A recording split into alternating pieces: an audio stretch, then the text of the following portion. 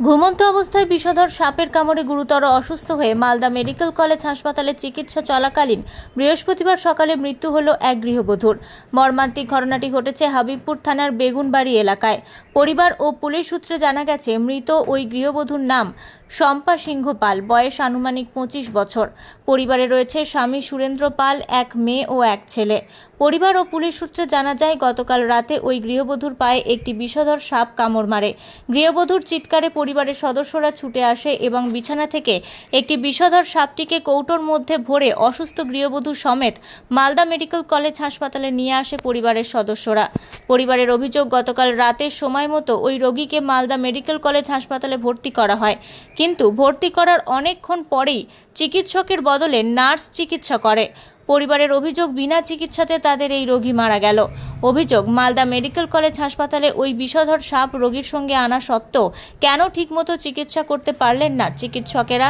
এই নিয়ে Malda medical college হাসপাতালে ক্ষোভে ফেটে পড়েন মৃত গৃহবধূর স্বামী সহ পরিবারের অন্যান্য সদস্যরা। ঘটনা ঘটেছিল, আমি বাড়িতে গিয়েছিলাম, হঠাৎ একটি সাপ বের হয়। সাপটাকে দেখতে পেলাম কিন্তু কামড়ানোর দাগ পাইনি। বুলবুলিতে আসলাম, বুলবুলিতে এসে আমি ডাক্তার দেখালাম, তো ডাক্তার দেখে বলছে হ্যাঁ কামড়েছে। তো এবার কামড়েছে, তো ওই একটা ইঞ্জেকশন দিয়েছে, দিয়ে ভর্তি কিন্তু নেয়নি, সঙ্গে সঙ্গে ট্রান্সফার করে দিয়েছে মালদা।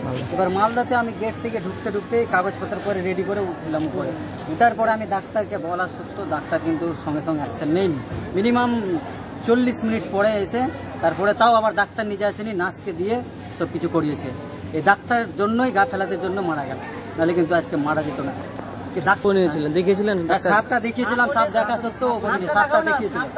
ডাক্তারের গা ফেলাতে জন্য আজকে আমার স্ত্রী মারা, কালকে অন্য জনের স্ত্রী মারা যাবে। এই জিনিসটা সংশোধন করতে হবে, যাতে দ্বিতীয়বার কোনো কারণ থেকে যাতে মারা না যায়। সাপ কামড়িয়েছে, তারপরে আমার গাড়ি আছে, গাড়িতে করে বুলবুলতে নিয়ে এসে ভর্তি করা হলো। ওখানে একটা ইঞ্জেকশন দিল, স্লাইন দিল। সুস্থ ছিল, তখনও সুস্থ ছিল, বাবাটা যখন দেখলো সুস্থ ছিল। তারপরে ওখান থেকে অ্যাম্বুলেন্সে মালদায় পাঠানো হয়।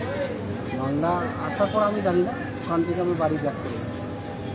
রক্ত পরীক্ষা করেই ইঞ্জেকশন দিল ভুলবশতে, আর ওইভাবে মারা গেছে। আমার মনে সন্দেহ হচ্ছে। মালদা থেকে দেবু সিনহার রিপোর্ট, আনন্দ বার্তা।